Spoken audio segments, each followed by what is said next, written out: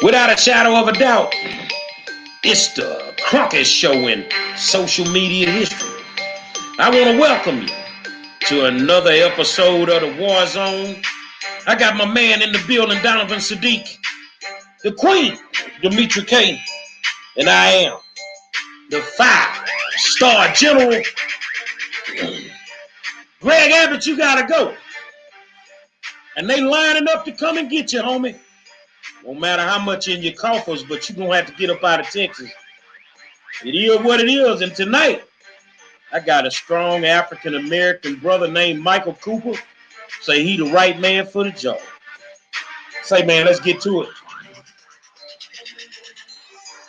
I want to welcome y'all to another episode of the War Zone and tell you thank you for tuning in.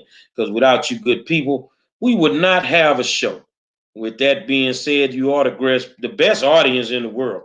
So thank you for taking the time to come and hang out with these two intelligent black people and this crazy black man.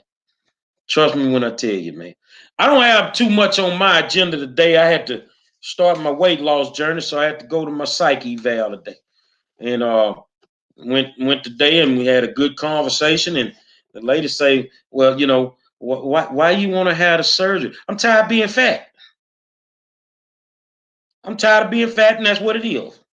I want to buy some small draws."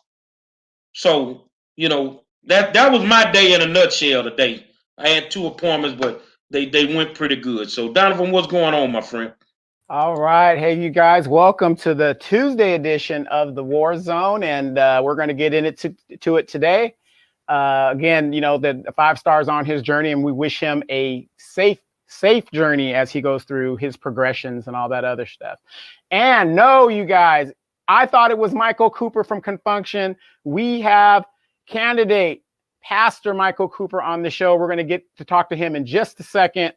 And then you got Michael Cooper, the best defensive player of the Los Angeles Lakers ever, the last man in the NBA to ever wear his socks knee high, last person to ever do that. So remember that. But in the news today, very, very quiet. They are still talking about the riots or the insurrection that happened. The Trumpsters are saying, oh my God, it was good Trump people and Democrats that were dressed up making all that trouble at the Capitol, even though we have all of this video footage. These people are like turning over all kinds of evidence saying the big boy made me do it, Trump made me do it, and all that other stuff.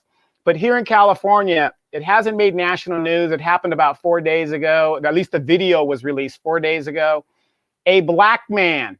I want you guys to sit on your hands right now, because this is something that doesn't happen in America with all the Asian bashing. And, you know, we got to take care of the Asians because, you know, these Asians are getting shot down in the streets, murdered in their homes. I mean, it's anarchy out there for those Asians. Orange County, California, the bastion of the Republican Party on the West Coast, a black man was gunned down. What was his crime? Supposedly jaywalking. They got the cops on tape before they approached him saying, let's go fuck with that Negro. Paraphrasing, basically. And they did. They escalated the situation. Another black man dead. And they're saying statistically, we are on pace to, if not equal, surpass black killings from last year. So, Demetri? How do you kill somebody for jaywalking? Oh, man. Very easily here in these United States of America. It's almost as normal and American as apple pie, as they would say. So, hello, Mr. Cooper. We are going to get into your run for governor coming up in 2022. So if you guys that are watching could do us a favor and share the live so that everybody else can get the information and join in on the conversation, we would greatly appreciate it. And I'm going to give it to Gary for the sake of time. What say you? I've been watching Mike for a while. I mean, I don't say too much. Politicians know if I got a problem with them, because I show up at their house. I ain't never showed up at Mike's house, so I don't seem to have a problem with it. And Mike has decided to run. If it's okay if I call you Mike, That's fine. decided to run for governor of the state of Texas. And I'm gonna be honest, we're gonna just go to it. What makes you want to run for governor for the state of Texas, my brother? Well, somebody has to do it. And thank y'all again for having me out. And I love the show and just found out about you guys the other day, but I went back and looked at some live streams. And I like how raw you keep it. Matter of fact, about 20 years ago, I could probably go toe to toe with you guys. But right now, as fast, I've kind of cleaned up my act a little bit. But I love it. Y'all get to say some stuff I can't say. Love it, love it, love it. But hey, trust me, I want to say it. But anyway, it's education is the reason for it. Education, education, education. I was going to run for school board here locally, and I found out in order to make a difference that you can't change any laws. Everything is in Austin, and if you don't get them to change the laws in Austin, the local government's in trouble. So then I said, well, what's this guy by the name of Dan Patrick, Lieutenant Governor of Texas? He's actually the most powerful guy in Texas. A lot of people don't know that. The governor is more of a figurehead than anything else. But I think somebody was running the stats earlier when I ran in 2018 in the primaries. I almost beat this guy by the name Mike Collier, who's been doing it for 6 years. I'm not a politician, didn't have any money, broke guy from North End, Beaumont, got sick and tired of being sick and tired. So my dad told me, he said, put some boots to the ground before he died in 1986. And so that's what I've been doing for the past 40-something odd years, is when I see a problem, I go and address it. I find out where the head of the snake is, I go after it. So again, naked I came in this world, naked shall I leave. So it wasn't about money, wasn't about status or position. It's about being effective and making the change. I tell you what, man, it's good to have an African American running for governor for the state of Texas. And why don't you do the people a favor and give them a little background on you real quick? Okay. And I go all the way back when I was 7. Man, I still have calluses on my hand, man. My dad wouldn't even let me work with a pitchfork or a hoe, a rake, a shovel. We did construction, man, with the gloves on. He said, man, listen, you're going to have to get those hands raw. He said, because the gloves, only thing they're going to do is get in your way when it gets hot outside, sticky outside. So I had to build up calluses to handle some tools. And then I realized quickly, man, I didn't want to work like that the rest of my life. So I did it until I was 14. And then I fired my father and I started working for myself, started a lawn service, maintenance service, where we cut grass. And then I got to the point where I started my own landscape service. Hired 14 people, 15 people, 3-4 time folks. Man, I'm 16, 17, 18 years of age, making 6 figures, paying folks $12 and $15 an hour in 1983, 84, 85. Here we are still in 2021 talking about a minimum wage of $15 an hour, and white folks and any other folks, black folks, brown folks think we don't deserve it. I have a problem with that. First of all, I have a problem with $15 an hour because I'm not about a minimum wage. I'm about a maximum wage. I've always made a maximum wage, which means that my wage may be more than somebody else's or less than someone else. So I want to do what's maximum for me. So I don't even want, even as much as we love Joe Biden and Bernie Sanders and all those guys, AOC, and they talk about minimum $15. Listen, I think $15 is too less. I work hard for my money. And one day I may get up and I may want to charge you $40, $50 an hour because of my work. That's what I work. That's my net worth. There's a guy by the name of Les Brown. He's a motivational speaker. He talked to Bishop Miles Monroe, and he told him, he said, how much is your net worth? What are you worth? And he said, well, I think about $5,000. He said, that's all you ever get to speak. And after that, he started charging $25,000 a speech. And Dr. Miles Monroe was on the map after Les Brown motivated him and to get his maximum wage. Donovan? Yeah, again, welcome to the show. And please come back anytime. We love just to chop it up and get some wisdom from a man of God as well as a political person. One of our listeners, Fayville Bowie, she's a longtime listener with us, and she says, Mike might have to give up his pulpit, religion and politics. As you know, the senator in Georgia, he said that he is going to continue to be on the pulpit and continue to serve. What is your take on that situation there? Well, for governor, one of the things, and me and my wife already discussed that, you know, I grew up Baptist, mom Catholic, dad Pentecost, all this stuff, you know. So I have non-denominational church. So, and I started the church because I knew at some point I would get into politics. So I did that because if y'all know anything about Baptists, I love what you say, recovering Democrat. Well, I'm a recovering Baptist. They're controlling, and their doctrine is as such. Nothing against them. It's just I'm in the Southern Bible Belt. And people don't like to separate it. I lost an assistant minister in my church because he said it's too much politics. I said, well, David was a king, but yet he was a man after God's own heart. Joseph was second in command. He had the ring and the stamp of the Pharaoh. So my point is this, is that as governor, I cannot be the pastor of my church. I have to be the governor, and I will be the governor. But I have 5 associate pastors, 3 women that can go toe-to-toe with any man. And so I am set up to govern the land from Austin, Texas, in the mansion. I'm ready to go. Okay, and a quick follow-up to that is, in your opinion, you're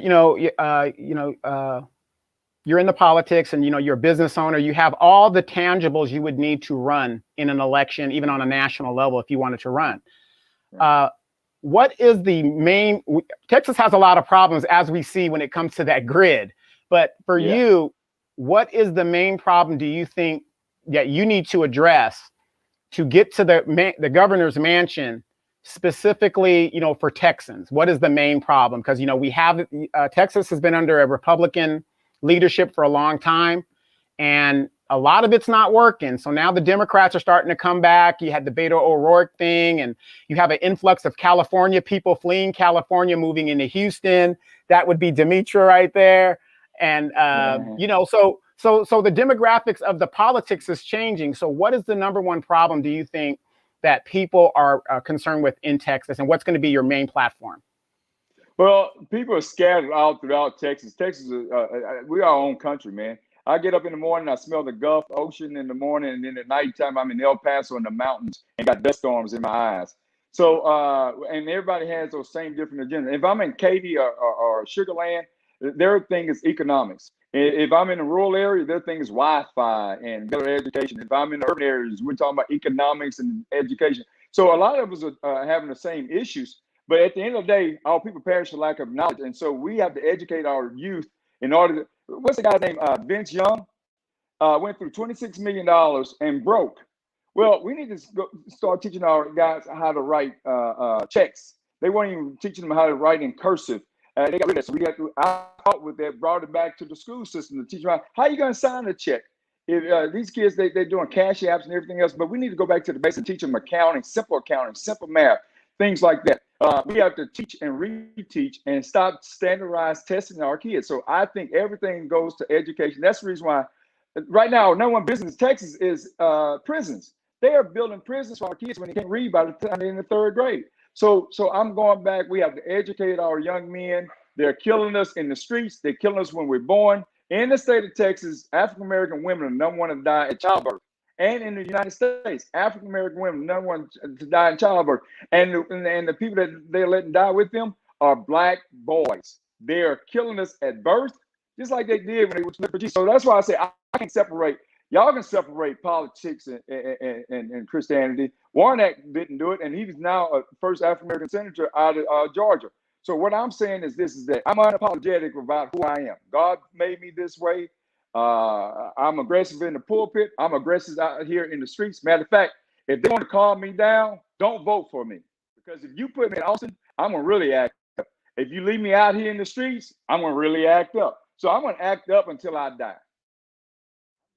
Man, I'm not acting. This is not a script. I don't have time. I talk too fast. I don't have time to read it. So this is from my heart. I lived this thing. I went back after I had a career and got a master's in psychology because in our neighborhoods, African-American boys and girls don't go see a therapist. So the only therapist they see is either Oprah, and she's not on TV anymore, or their barber, or my barber takes forever to tell you a story, so I don't have time for that, or their pastor. And so I have to sneak a word into their life and don't tell them that I have a master's in psychology, because as soon as they think you give them a therapy, they want to quit. They won't talk to you anymore. So we're in trouble in that area. Taraj P. Henson, I love her because she's giving free therapy online right now. And we need other folks to do the same thing. Therapy is not a bad thing. What's a bad thing is losing your marriage, losing your life, committing suicide, and not getting help before all that happens. No, absolutely. So you wear many hats, and if I'm not mistaken, you're also the president of the Beaumont chapter of the NAACP. Well, I'm getting into good trouble. I also just started a pack here called the Good Trouble Pack. Now, let me say, I don't sleep. My wife, my good thing. So she decided to get on board because she don't get a chance to see me that often. So now we work out together. Doing this stuff has made my marriage healthier. Yeah, I'm like everybody else. Been married 34 years. I have ups and downs like everybody else. But politics has made us get closer. But she said, if you're gonna be on the road fighting for other people, she said, ain't no woman gonna be in that seat, but with in that car with you. I'm going to be sitting in that seat. So it has made us closer. My daughter's 15 years old. She announced me as the governor of Texas. Somebody say, why in the heck? I need one of y'all to say hell. I'm trying to say heck. Why in the heck is this guy running for governor? He just ran for U.S. Senate. Well, I had a good friend of mine as a mentor. He said, the only reason why I want you to run for Senate is to keep your name out there. So when you decide to run for lieutenant governor again, a governor, because those are the areas that you can affect education in our great state of Texas. And I said, okay, but y'all watch this. When I ran for Senate, they got scared. When I say they, I'm not talking about Republicans, I'm talking about Democrats, because what people don't know is that Democrats try to control Democrats. And 2% of the rich money try to control folks like me. And they find out that I'm unbossed and unbought. Shirley Chisholm said that. And so they find out I'm not on the take. I keep my daytime job. I run around here. After other folks talking about they went to 254 counties, well, I went to over 200 counties, 40,000 miles later, and make sure I touch elbows with folks and talk to real folks and let them know that I'm out here fighting for them. And so when I'm not in office and I'm not in my day job, people taking pictures, giving out bottled water. Man, I've been a pastor for 15 years, preaching for 20 years. I give out bottled water every week, almost every day. I'm not taking pictures, trying to get out there, get myself seen. If I don't do it, that's when people are taking pictures and reporting, Pastor Cooper ain't passing out the bottles anymore. He's not taking care of folks anymore. But they know I'm out there in the streets, taking care of all folks all day, every day, not trying to do a photo op. So I just want to follow up on my question. So are you also the president of the NAACP there in Beaumont? Yes, for the past 2.5 years, absolutely. So how would you be able to, I guess, are the duties the same, or would they be the same as far as you being the governor of Texas and what you do as far as the president of the NAACP? So how do they correlate? Well, first of all, the NAACP, we bipartisan. We don't care about parties. Thank God for that. We deal with issues. And so really, as the governor of the state of Texas, I wish, like the mayor, that you didn't have to identify yourself as Democrat or Republican, because there's some issues I would fix that the Republicans go, oh, yeah. There's some things I would fix that the Democrats go, oh, yeah. There's some things that I would fix and change and do differently. And everybody go like, is he crazy? And then they go, oh, yeah. Because I've done it for 30 years in the automotive industry, where I've been executive manager running a place in Southeast Texas between Biden, Texas and Lumberton, Texas, sundown towns. And there's a black man running a multi-million-dollar facility. I had to learn how to work with other folks. So I have an executive director that is ready to step up, because I would no longer be the president of the NAACP if I am elected as the governor of the great state of Texas in 2022. Every 2 years, they vote for the president. I was the executive director for 2 years before, and that's when I was going to run for school board. But when I decided not to do that, I went on and stepped up to be the president of NAACP. But y'all, we have the same problems that the governor has, and there's socioeconomic disparities in our communities. We got a school here that y'all probably know about called Hebert High School. Guys, had been around for about 50 years. That's the same school that my wife taught at now for the past 10 years. She's been teaching for 26 years. But that's the same school, had 4 different names, got black mold in it, got lead pipe in it. Our kids are drinking from the water. The bathrooms are too small. They have to start eating lunch at 10:30 because they don't have enough lunch line and lunch trays to feed them with. And this is supposed to be our #1 school for black and brown kids. Something's wrong with that. Well, that's the same problem we have in Houston, same problem we have in Dallas, Fort Worth, San Antonio, Austin. Why is it every time we go to our urban cities, we have the same issues? Because we have the same people in leadership. Go look on the website. Look at our leadership. All of them Republican. Nothing wrong with that, except for the problem that they have the same status quo. Do nothing. I'm tired of lame duck politicians. That's the reason why I'm not a politician. That's the reason why I decided to run for this office, because we don't need politicians. I'm tired of somebody talking about, oh, I'm 32 years old. If you do that, that's fine. I want to run for city council, 35 years old. I want to run for mayor, 40 years old. I want to run for commissioner, 45 years old. I want to run for U.S. Congress, 50 years old. It's my time to be president. Please go sit down somewhere with that. I have been proven, I have been tried in a area where folks don't look like me. Somebody say, oh, he light skinned. They made him because he's the token one. Well, man, let me tell you, they only pay tokens for a year. The kind of money they paid me for 30 years, they could have bought 5 other guys. So I don't have time for that foolishness and that silliness. You said Beaumont Hubert, right? Beaumont, Texas. Hebert High School. It was here about 50 years ago where they had all these guys like Bubba Smith, Toby Smith. All of them went there and went to Dallas Cowboys. The only high school in Texas where a coach won a state championship, it is not enshrined in the Hall of Fame. Come on, somebody. Thank you, my brother. The 5-star general knows his stuff. My God. Exactly. And that's it. That's sad. And watch this. Willie Ray Smith Sr., the coach that coached in Orange, Texas, coached in Beaumont, Texas, coaches 2 boys and mentored some other boys like Joe Washington and other folks like that in this area.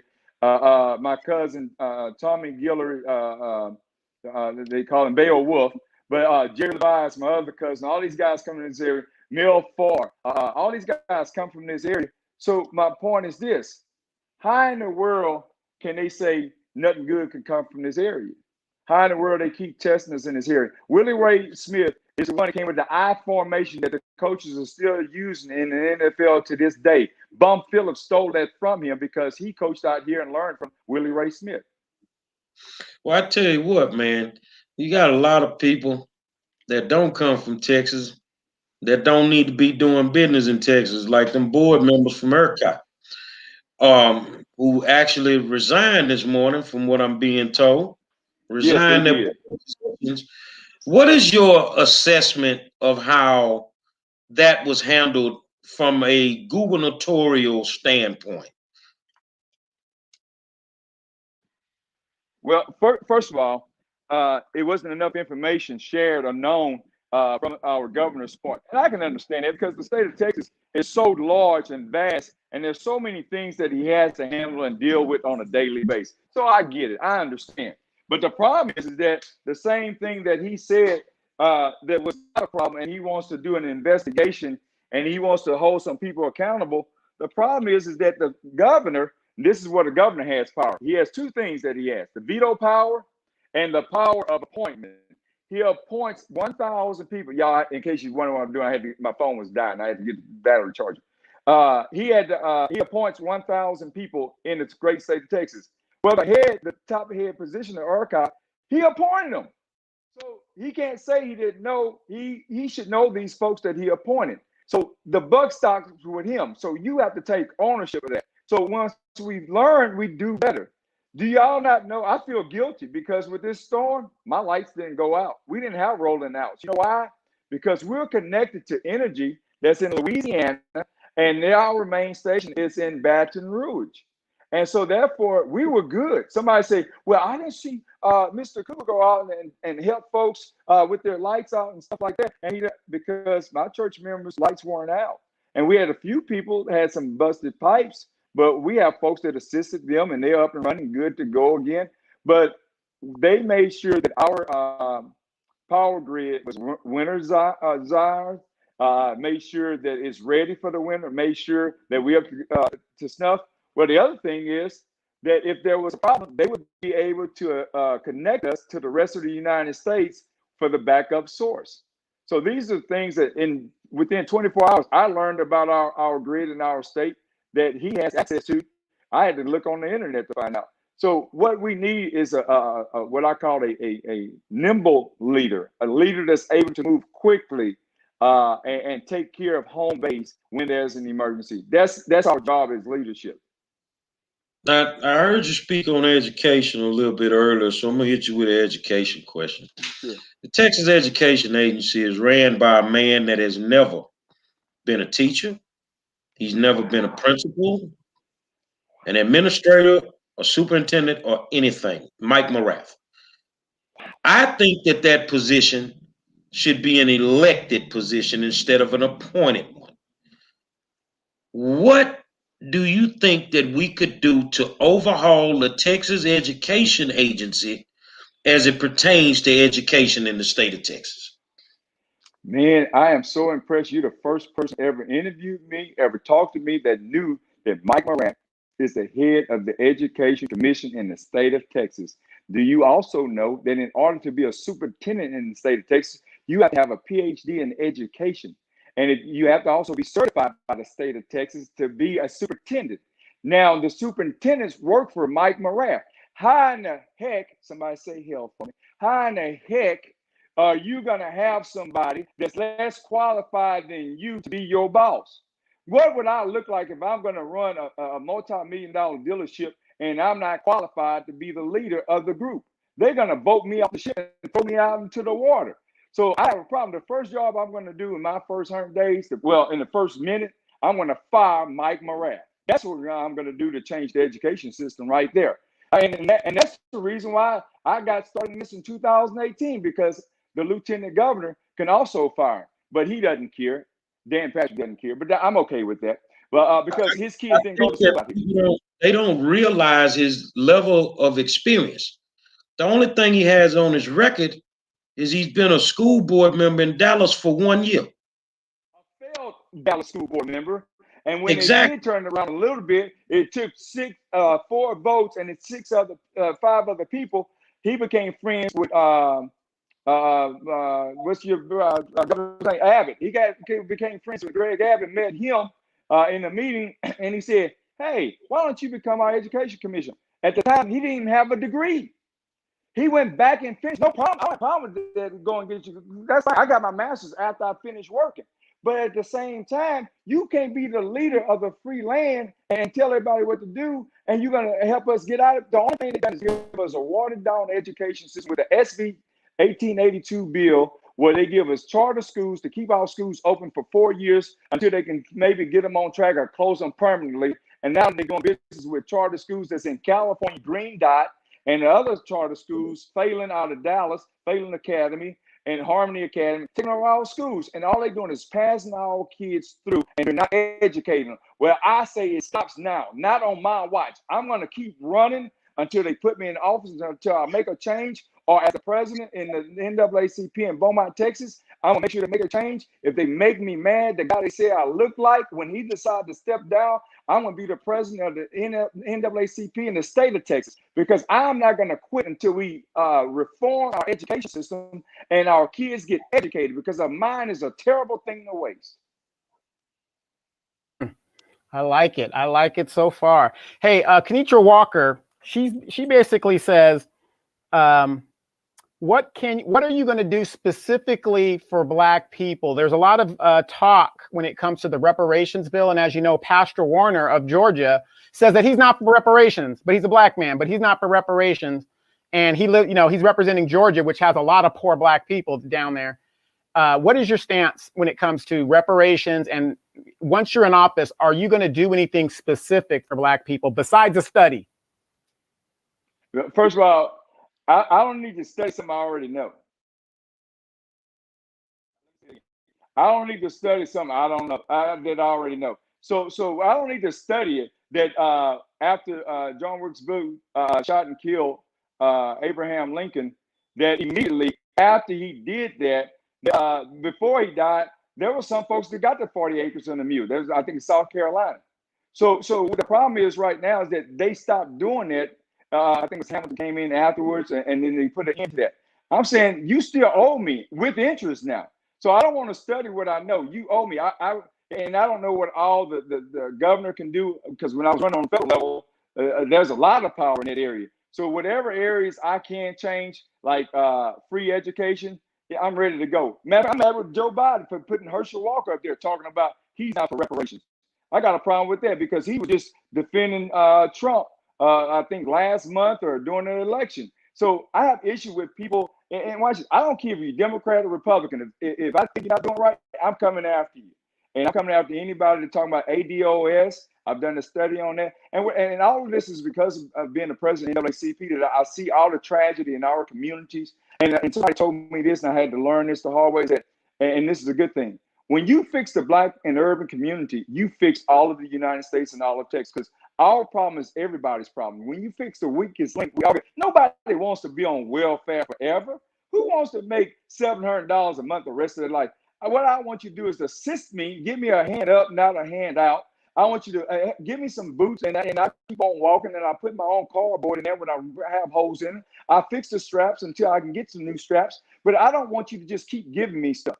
I want you to educate me. I got a program where I call it LTD, licensed, trained, and degree teachers. So just like LVNs, you get a 2-year degree by the time you graduate at 18 years of age and go to work. I want work-ready people when they're 18 years of age to go into the work community. So when they're graduating at the top of their class, future teachers of America, like I participated in high school, can have a degree so they can start teaching K through 6th grade. And nobody's doing that. It's a simple fix. It's a simple thing. These kids are A students, and they're ready to teach and have more patience than my wife that's been teaching for 27 years, because these young kids work your last nerve. I know, because we adopted some of them, even bought some of them cars. Man, I'm telling you what I know. So I don't need to study something I know. What I know is that the United States, Europe, and Africa owes us, because there were some folks that partnered and coordinated to get us over here anyway. So man, we can talk about this all day long. Y'all gonna have to call me back. And we don't have to talk about me running for government. We can talk about this kind of stuff. ADOS, reparations, because I've talked to some folks, man, that can talk about this subject all night long. Quick follow-up. You know, a lot of people in the chats, they love what they're hearing. So I think you're going to be getting a few votes right out of here. But the big question is, a lot of states, because of the COVID, have, lost a lot of revenue, taxing and stuff like that. It's hurting a lot of states, California, Texas, all the ones that are usually the big ones. What everybody wants to know, what is Pastor Cooper's stance on legalizing marijuana? This is the deal, whether it's federal or state level, and my son, y'all, he's ready to legalize it right now. He's good to go. So whenever it's legalized, and I think it's coming sooner than later, I want to use 100% of the tax dollars and revenue for education. Y'all going to find out that the education is the cure to keeping people out of prison. Education is the cure to getting people off of welfare. Education is the cure to make sure that we are healthy and ready to go. Dr. Michelle Obama, that's right, she's a doctor now. Oh, wait a minute. After her husband was the president, she went back and got her PhD. So it's never too late to get educated. You have to educate. We have to educate ourselves. And education doesn't mean that everybody gets a degree. I'm talking about in the 6th grade, I want to make sure that little boys and girls, black and brown, get a degree that pays. I'm not even talking about even going to get a 2-year trade degree. I'm talking when you get out of school, I want you to be certified and ready to go in electrician, plumbing, tech, body shop, body work, you name it, robotics. When you're ready at 18 years of age to go to work. I have a niece that has a cosmetology degree, and when she graduated, she was certified and licensed in a $40 billion a year industry. She's making $100,000 a year weaving weave. We were talking about that earlier, for women that's 100 miles away, and she mailed it in the mail to California, $800 a pop. Man, nothing's wrong with that. We just need more of that, because guess what happens after we get folks off the welfare? We got more people paying into Social Security. Man, this is a simple fix. We got simple people running our government, and we sitting back and letting them do it. I say no and heck no, not on my watch. Your opinion on Senator Ted Cruz? Should he resign, or does he deserve a second chance for him coming up missing during the Arctic blast that left a lot of Texans dead and just in a lurch, as they would say in Texas? This probably chance number 8. What you say, General? Ted Cruz look like he on chance number 8. He stay doing something messed up. Well, I try not to talk about other politicians. You know what Dr. Michelle Obama said: when they go low, I go high. And I try not to talk to them. So I'm gonna let y'all talk about them. But what I am gonna say is this: is that I'm tired of trying to check somebody else's children. I'm not a Republican, so they need to go check their own folks, and they need to put them in place. They need to punish. I don't have time to go punish their misbehaving kids. I'm trying to get our kids educated. I'm trying to get them out of being incarcerated. There are over 1,000 17-year-old African-American, good-looking boys that's incarcerated in Beaumont, Texas, Port Arthur right now. We're known for prisons and not the oil field anymore. We're known for prisons because of a guy that he was a Democrat, passed a bill to incarcerate 3 strikes and you're out. That was Bill Clinton. So I'm talking about our own backyard. And we're incarcerating these kids. They can't meet bail. We need bail reform. I'm talking about that too. We need criminal justice reform because they're sitting in there and can't get out, and they can't graduate now because they missed meeting tests, so they drop out of school. They can't pay their rent now. Now they lost their CDL license. They can't pay $1,000 because they can't pay child support. So as soon as they get out, now they get locked up, incarcerated for back child support. This is a cycle that continues, and I say it has to stop here. And we have a lot of work to do. I need all of y'all's help to do this. I can't do it alone. All right, so let me just go back to the whole Ted Cruz thing. And Michelle Obama does say, when they go low, we go high. But I say, when they go low, we turn it into a limbo contest. Sometimes you got to meet people where they are, but that's a different story. So I want to go back to Ted Cruz. Now, I know we got to take care of our own backyard, but he represents the state of Texas as a senator, and he came up missing when, he should have stayed and did something, I guess escorted FEMA in or whatever he needed to do. He just did not do it. He went off on vacation. And so I would think, as the governor, that's in the state of that he would be in, somebody would have an opinion, because that's virtually, really what Greg Abbott said. He was like, well, I don't want to talk about it. He danced around. I talk about it. And this is how I talk about it. We got to vote. We got to beat Stacey Abrams every day. We had to register 800,000 people to vote in Harris County. They did that. They had 326,000 registered, but they didn't go back and vote. We have to vote those folks out of there. So that's what I'm saying when they have to check themselves. So I'm talking about, I'm a voter registrar. We got to register people to vote. We got to inspect what we expect. We have to vote them out of there. So that's when I say that they have to handle their own business, because I don't have time for that patty cake stuff. We know he did wrong, but I'm tired of people talking about he did wrong. I'm talking about we got to vote him out of office. There's a chance that we almost took him out of office, but almost is not good enough. We have to vote every year like it though in every election, every mayor or election, every council election, every school board election. We have to go to the commissioner's court. We have to go to city council meetings. All politics is local politics. So that's what I'm saying. So I'm not saying no, let's not deal with it. I'm saying let's deal with it. Let's vote his butt out. Somebody else say the A word, the aspirin word. Let's get his butt out of there. Let's make sure. Why in the world we have 2 Republican United States senators? That's why I ran for United States Senate, to get them out of there and scared the dickens out of those folks, because I was supposed to have 5% of the vote with no money and still unknown on the federal level. So there's 2 levels, the state level and the federal level. They know who I am. They know I'm coming. So they also know I'm coming back to register people to vote and get people to vote. And we're going to make sure we protect the mail-in vote. You see right now in Georgia and all the other states, they trying to come up with these new laws so we can't mail-in vote. That's what we got to fight. That's what we have to do. And we have to make sure that we get the college students to stroll to the polls. Get them to vote on the college level. Get them to vote when they turn 18 years of age. Get those votes to count, just like we did when we got Obama into the office. So I want him out, but we have to do our work and we have to get him out. I don't have time to go out there and babysit him. Yeah, he should have kept his butt here. That's a given, but we have to get him out of office right now. So let me ask. I'm sorry, Gary. Go ahead, because I just lost my train of thought. It's a senior moment. Well, let's go touch a touchy topic in the state of Texas: gambling. And I want y'all to understand something. We don't script none of this. We just off the cuff. The state of Texas watches millions to billions of dollars yearly leave our state, go over to the borders of Oklahoma, Arizona, Louisiana. And I really think that any form of gambling in the state of Texas should be outlawed at this point, because they use the educational component to lie and say the money that they would get from the lotto, they would use it for education. They would put something towards education, and they have never done it. You being a pastor, you want to be the governor of Texas. What is your ideologies on gambling in the state of Texas? Well, again, and when you give me my titles, you know I'm a pastor. So again, gambling disrupts homes, drinking disrupts homes, fornication disrupts homes. So, but at the same time, we have to go back and reteach and relearn folks some. In Beaumont, Texas, they've already voted for horse track racing out here. They say it's coming.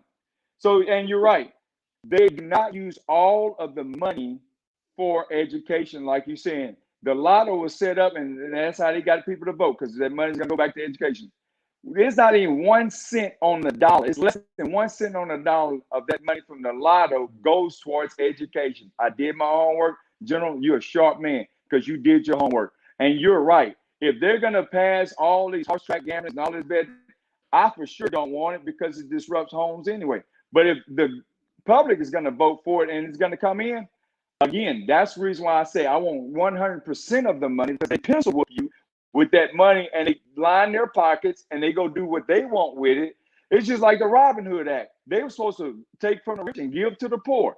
Man, you still have poor cities right now. I want to get rid of the Robin Hood Act because I can't find the money. Where's the money going? So what I want you to do is to do right and go back and make sure we rebuild these high schools. They'll rebuild schools for the elementary kids, but they won't rebuild the high schools for our big kids. So that's the reason why I want to get with Amazon.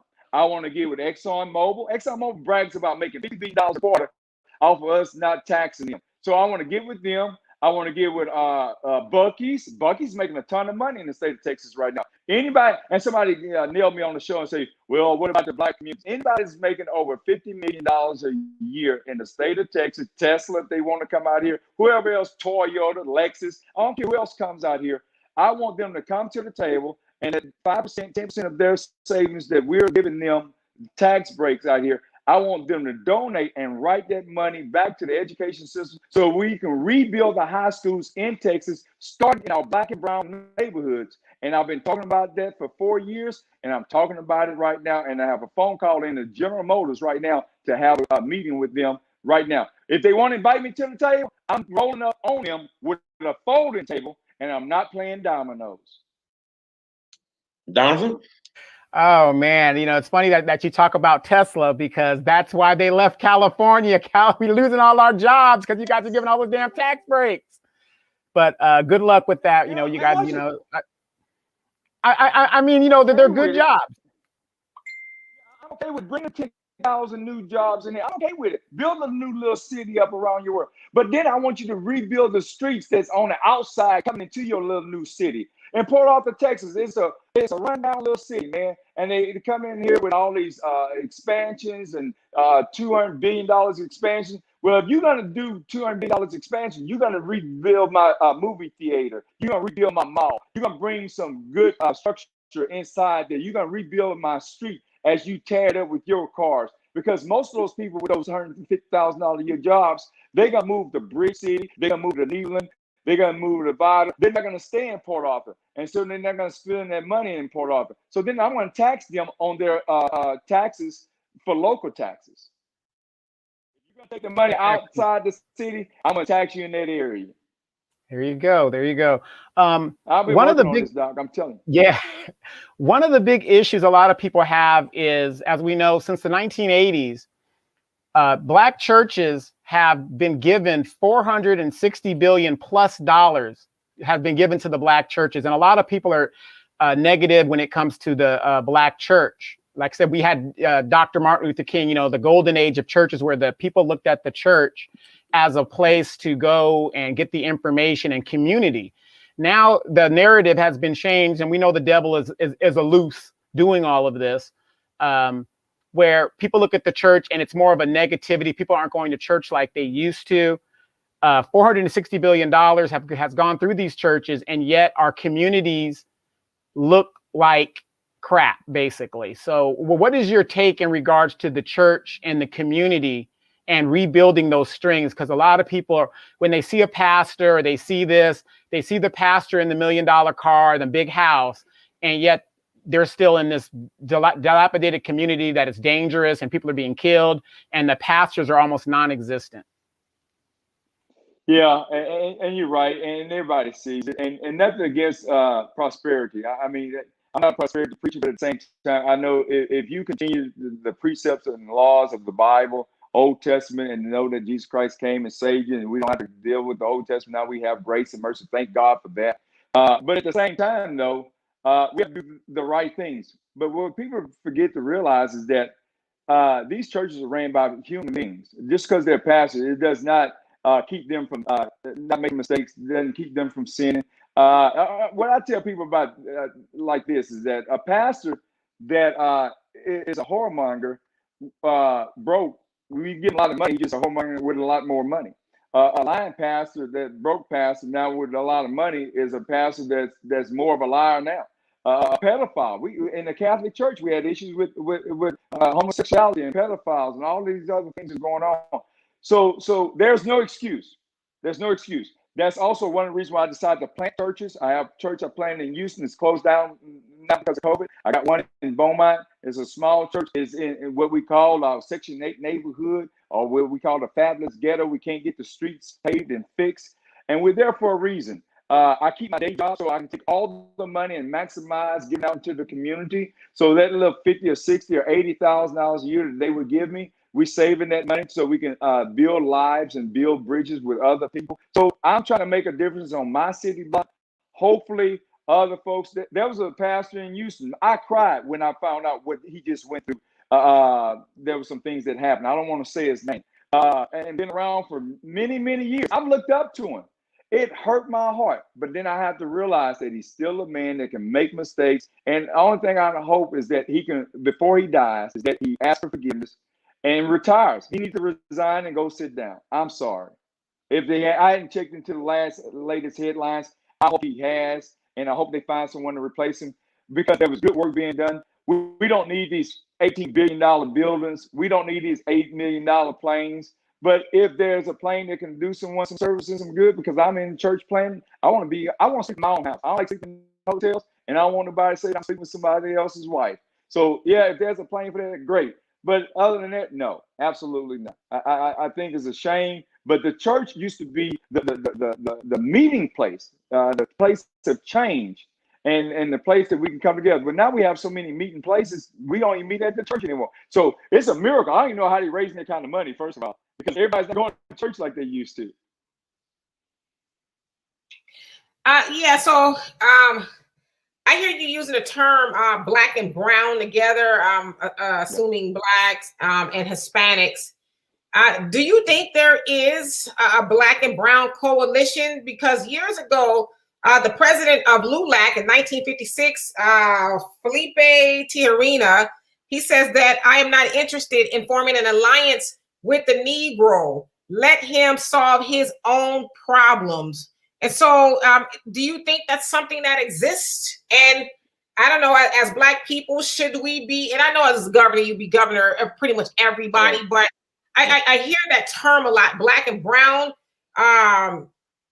sort of like a coalition, but I never really hear it from the brown. I usually hear it from the black. So what's your opinion on that? Okay, since you're saying opinion, I'm going to take off my hat, my cowboy hat, running for governor, and put on my NAACP hat. Okay, the president of the NAACP. It is a problem. And I'm glad that you pointed out it is a problem. That's the reason why I say black and brown on purpose. And the reason why I say brown because of the fact the community is so large. You have Hispanic, Latino, Tejano, Chicano. You have all these different groups, and they all are just like us when we come to African American or black, because you have some blacks that's not from Africa, you know, like Kamala Harris, vice president, you know, so you have to be careful how you call her a woman of color and all that. We even need to partner with Asians and Chinese and all these folks, the Indian. We have to, because if we do that, then we become the majority and no longer the minority. So that's the reason why I said on purpose. I have 3 minutes. I have another Zoom in San Antonio, Texas. I'm gonna have to jump on here in just a second. I just got a text here. I have another call. I didn't know we were gonna be on in an hour. Y'all, you're gonna have me back because I love you. Y'all are very knowledgeable. First of all, this is the first time I ever talked to any group that has the numbers and background. And he blew me away when he said Mike Morrell. But since you're right, we need to, but they don't feel like we need to because they don't think that they're partnered with us. And I have a friend by the name of Arthur Fleming that's out of Dallas, Texas. He's always in my ear. He said, Coop, and he calls me Coop. He said, they would never really partner with us because they don't really have the same issue we have. He said, we are more of a partner with that of the Jewish because we were both enslaved. He said, they'll never understand us, they'll never get us. And I told him, I said, but it never stopped me from trying to partner with them because we need their numbers. There's power in numbers, and we're the majority in Texas and the United States. And we showed that when we put Biden in office. That wasn't just a black vote. We just tipped the scale. That was everybody's vote, and we need to come together. And like I said, now let me put my other political hat back on. I do want to be the governor for everybody, but I do think there's a problem. But I believe that I want to give the olive branch first to those communities, and hopefully they'll reciprocate. That's just like I did when I went to Vital, Texas, and Lumberton, Texas. When we went there, they said in 1992 on CNN News, if a black man walked down the streets of Main Street of Vital, Texas, they would kill him. In 2020, I walked down the streets of Main Street in Vital, Texas, and they didn't kill me. I'm still here. So I've reached out first. They're reaching back to me. Now, all of them are not, but they are. Well, I tell you what, man, you got another Zoom call to go to. Am I correct? Yes, sir. In San Antonio. Okay, my brother, we're going to take that Zoom. You're welcome to come back anytime you get ready, my friend. Thank you, my brother. Thank you, my sister. Thank you.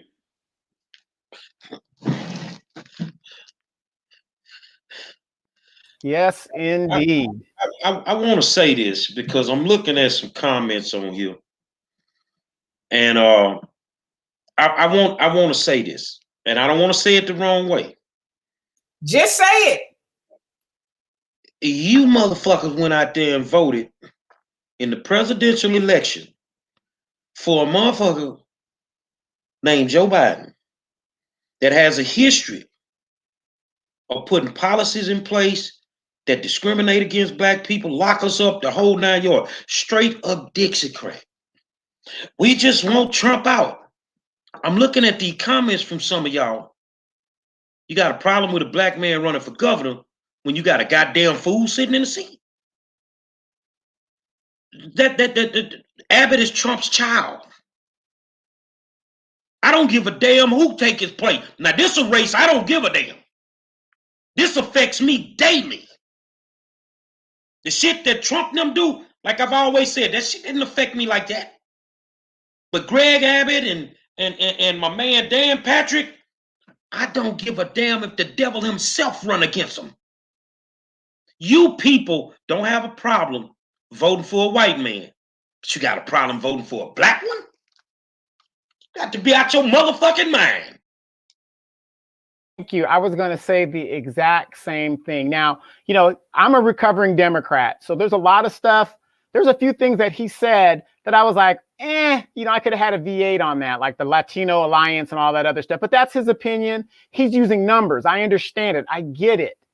But dealing with what you got to deal with, I don't understand how we can have somebody that looks like us and yet we won't vote for him. Oh, he's a pastor. Okay. He just told you he has to leave his church. He's not going to do what Warnock is going to do. He has to be a full-time governor. I don't understand what it is about us. It's just like Demetrius says all the time. You know, you go to a black business, we'll boycott a black business faster than any that's out there. And, you know, here's a black man running, and, you know, I don't care if he's a Republican or Democrat. He's a black man. I look at the policies and, oh no, you know, he's this and he's a pastor and all this other stuff. The man is here answering the questions. He ain't running. It's sad. I bet you Greg Abbott won't come on here and answer the motherfuckers. Now, I'm gonna just be straight up with you. You have a female African American that's also running for governor, and her name is, hold on, Deidre Dixon Gilbert. She coming on here too this week. So what y'all gonna have to say then? You motherfuckers act like you black, but some of y'all is some wiggles. Y'all some wiggles, man. Y'all some white niggas, man. Yeah, I mean, most definitely. I mean, especially, I'm an implant to Texas. I've been here, I don't know, 5 months-ish. And I up to smell the bullshit. Yeah, and I didn't expect to go through what we went through last week, as far as this Arctic blast. And so the fact that you have a governor, and I heard about Greg Abbott from California, and to Gary's point, he is, one of Trump's boys. Whatever Trump says, he's right along with it, which is why he, kept the economy open and, it'll go away. He was mirroring the same thing that Trump was saying, but, especially how this whole little ice storm and everything was handled. You have somebody else on here who is unapologetic. Now, I know politics to some degree. And I know it is hard for a lot of Black politicians to speak their mind. And I think we've only really had 2 or maybe 3 Black politicians on here that would just like, excuse my French, balls to the walls, okay? It is what it is. I'm going to say what I need to say. And, he didn't have a problem with biting his tongue. But to Gary's point, you got somebody up there who means no earthly good at all. But yeah, you want to take the Black man, and trust me, we're all about watching, Black politicians, because we are aware that they do us the most harm a lot of times. But if somebody is coming on and, giving their platform and, are unapologetic about their stance, I think we should at least give them a chance. Perfect example, we had Wendell Champion on here. He was running up against Sheila Jackson Lee. And a lot of you wouldn't vote for him because he had an R, as my daddy would say, an aura behind his name or in front of it. He was a Republican. But yet, Sheila Jackson Lee, God love her, she's handing out water. But, it's like, what else has she really done to move the ball for Black people? Give somebody else a chance. Well, I tell you what, he hit a nail on the head that I've been thinking about for a while this week. About this, that, what. I'm looking at Nurse Etheria. I think that's how you say it. You say pastors, secret society. Well, don't you know that most of those politicians are in some sort of esoteric organization, the skulls and all of that? So they all have secrets. They all have something that they don't want you to know.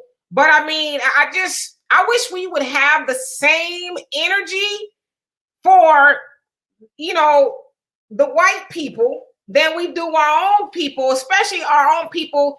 And like, he don't need the money. Obviously, he said at the age of 16, he was making a 6-figure salary. He had a whole workforce at the age of 16. So he sounds like he's always been doing well. And I always think, because I work with, training people, candidates and stuff, like, you really have to, people get into politics for a couple of reasons: power, prestige, and money, right? And then there's those few that really love, the people, and they love the work. And so I don't know. I just have a problem with us. Like, that sounds made up to me. Pastor secret society. Like, what is that really even about? But what about what he was talking about? He talked about education. He's a strong education advocate, and he understands the foundation that without a strong education, our kids don't have a chance. Vocational school, all that stuff, by the time they graduate, they are ready to go and live a good life. Forget the rest of the stuff. What about that part? There's got to be something in there that you can say, yeah, this is what I'm behind. Don't like the rest of his crap. Why do you think most of those Republicans supported Trump? Tax cuts. Now that they've used him, that's all he was good for. That's the only thing he really passed. They got their tax cuts. He's gone now. They're moving on to the next. Most Republicans, they don't give a damn about Trump. Well, he made a good point that these people are out here taking all these pictures, passing out this water. They what? And my question is, for what? Do you really need a photo op every time you got to pass out water? Do you really need to take that many pictures? What is the ideology behind it? These people don't give a damn about these folk they giving the water to. Because if you did give a damn about them, how much of that water did you buy? Or did some company give it to you for free? And now you big up in yourself, but you ain't big up in the company that gave it to you for free. I don't respect it. Alan Guillory, you say, in fact, he from Beaumont. And that's close to 3 fractions of the KKK, the White Knights of Kamala. So here's my question to anybody that live in that area. The KKK been prominent in Beaumont for decades. Why you black motherfuckers ain't run them up out of there? Why y'all ain't run them up out of there? It's more y'all than it is of them. And Nurse Theria, I hope I'm saying that right. You say, where did it go? Where did that comment go? Oh, you said pastors have an agenda and people need to wake up. I just want to tell you, I don't go to church. I've not been to church in years. I do not subscribe to any religion at all. And so while I know pastors have an agenda, not all pastors are bad. Some pastors are actually good. And this is my first time ever even knowing about Michael Cooper. So I only know what we see. But I mean, somebody is going to sit in the seat. And I see you also say Democrats or Republican demonic. Yeah, that is true. But we know that on a state and local level, that's where it affects us the most. We get too caught up into the federal elections with the presidents and this, that, and the other. But the local and the state elections is really what's, kicking our behinds. And so you might as well, have some skin in the game and give somebody else a chance. Otherwise, I don't know where you live, but if you live in Texas, Greg Abbott will get back up in there and he'll snub his nose at people and continue to take the people of Texas through the stuff. So I don't know. Well, Democrats and Republicans are demonic. Would Negroes that sleep with little girls be demonic too? Would Negroes killing Negroes for no reason be demonic too? Everybody got an issue. My issue here is we don't have a problem casting a vote for white people, but we ain't gonna cast a vote for the black one when they run against the white one. Now, the white ones that showed you, they gonna rock with their folk, man. Now, I'm not saying he's the only candidate in the race because he's not. You see what I'm saying? But the thing is your ideologies are your ideologies. Just make the shit make sense. Make it make sense, man. Yeah, I mean, again, you're not going to see a Greg Abbott come on a show like this. Like I said, the black media, we're the ones, bringing these candidates and giving them a voice so you guys can vet them. Because you're going to vote for whoever you want to vote for. And that's good and great. But I just don't understand whenever it is a black candidate, black folks are the least likely to support that candidate because that person ain't got all the big money. They ain't got the Democratic Party behind them. A good example of me when I ran for city council here, the Democratic Party machine, just like he told you, runs and picks and chooses who the winners and the losers are. And guess what? He ain't talking about the candidates. He's talking about you guys. The Democratic Party says, we're going to put this person up so that these people can lose. And you've been losing. Look at your infrastructure. Look at what's going on. Let's try something different. We got a candidate right here running for the school board. Is he unorthodox? Is he a little bit unseasoned? Absolutely. But does he have a passion for the kids? He does.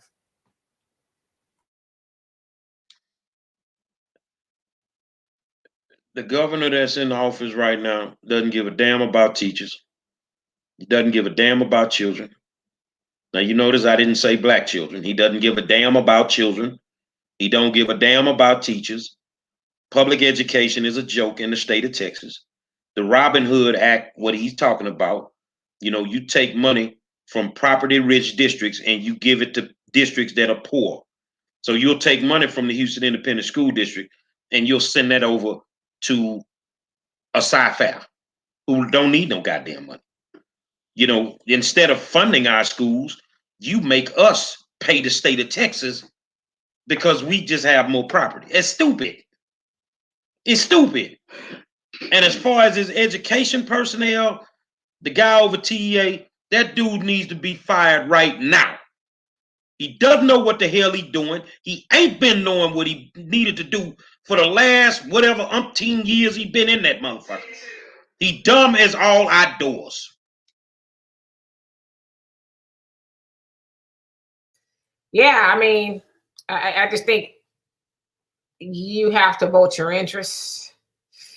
And I know me being from Southern California, where it's warm most of the time, I didn't enjoy almost freezing, right? Like walking through the living room where you pay for electricity and you're seeing your breath because it's so cold like that. I didn't enjoy that at all. And, just all the excuses and the finger pointing, that was going on in regards to whose fault it was when that didn't have to happen. You now have an 11-year-old boy among a whole bunch of other people who froze to death in his bed when that was completely avoidable. Okay, completely avoidable. And so, as Gary said, clearly he doesn't care about children. He doesn't care about older people. He doesn't care about anybody but the people on his level. And that was really the reason why I kind of pushed back on the question in regards to Ted Cruz, because that's what, everybody has said, the governor and all, well, I don't know, wasn't really on social media, really don't pay attention. All that other stuff was like, well, come on, you got to have an opinion, to some degree. But I don't know. I just think, like I said, it goes back to us as the voters, because we allow those people to continue to get into office and not serve the people. So I don't know. I think, like I said, we got, cut off, whatever. But like I said, he was stand-up candidate. He's saying, talking off the top of his head. He didn't have any talking points. So I look forward to bringing him back and having him on and bringing on the other candidates. Because at the end of the day, it's going to be up to you guys. And if you want to continue down the road of doing, madness, the definition of insanity is doing the same thing over and over again, expecting a different result. If you want to continue to do that, then you're going to continue to do that. And that's going to be on you guys. But we need to really start changing out these politicians. Do you know the average age of a Black congressional member is 68 years old? 68 years old, the average age of a Black Congress member, 68. Don't you think it's time we need to get people in there that can relate to what's going on today and what's happening now? Now, when you say people that can relate to what's going on today, here's the elephant in the room. Greg Abbott is handicapped, am I correct? How in the fuck can you not give a damn about special ed kids? You notice I ain't laughing when I say that. How is it that a handicapped person don't give a damn about special ed kids? Because he don't give a damn about kids in general. Final thoughts, Ms. Demetri. Yeah, I look forward to more interviews of people who are running for office, especially our people. I always like to bet on Black. And it would be nice to see somebody Black at the helm, and especially somebody Black that's going to do for his or her people, that's not going to get in there and, do lip service and, all of that. So as Issa Rae said, I'm rooting for everybody Black. But, we want to, battle test them a little bit to make sure they're fit for the job. And so far, I like what I see with Mr. Cooper. So we'll wait and see. Well, I'm going to say this. We could hold him accountable after he gets in office. He doesn't do what he say. We're going to hold him accountable. Ain't that what we're doing with Biden? Over 30 days, nothing specific for Black people. Matter of fact, he's shipping Negroes out of here, basically. So, again, I look forward to having him back. He was a straight shooter. He didn't run from the questions. These are the type of people that we need. That's going to come when we call them and just, and just do the work. And if he doesn't do the work, hey, right now in California, we got a recall against Gavin Newsom. The Republicans and the white folks are going ham right now. And it looks like it's going to be on the ballot. So, if he gets recalled, he gets recalled. But that's an avenue you have. So I just think I look forward to having him on here, having other candidates on here. And again, nobody's going to cover these kind of candidates except the new Black media. So continue to support new Black media. Well, I'm going to close it out by saying, if you're running for public office in Harris County, don't even think about ducking the war zone. Bring your black ass on here. And I'm going to tell you why. Because if you run from us, I'm going to drag you. These people need to hear from you. These people need to understand who you are and what you do on a daily basis. And some of y'all that want to duck and run, you know what it is. You bought and paid for. Show the people that you're not bought and paid for. Come on here and handle your business. Now, y'all know Saturday virtual fundraiser for me for the school board. It's going to be virtual. Got to do is just tune in. We ain't going to have a building this time. Tune in and you can donate whatever you choose to donate. Today we were able to pay for the website. So, I mean, it's doing what it needs to do. And I appreciate all of y'all that tune in every night, man. It's a blessing that you tune in and you do what you need to do. And I want to say good luck to Mr. Cooper in his run. You know, but to beat Hot Wheels, he gonna have to bring that funk, man. He just gonna have to bring it. He just gonna have to be real. Greg Abbott has a war chest full of money, and he got the money to fight the battle. And the thing is, unless y'all planning on going to them rural counties, them little country towns, Hot Wheels may be in there another turn. So it is what it is, man. Say, man, another spirited discussion from the best in the business. It's called the War Zone. I want to thank my good friend, Donovan Sadiq, the Queen, Demetra K. I am the 5-star general. Until tomorrow night, we'll holler at you.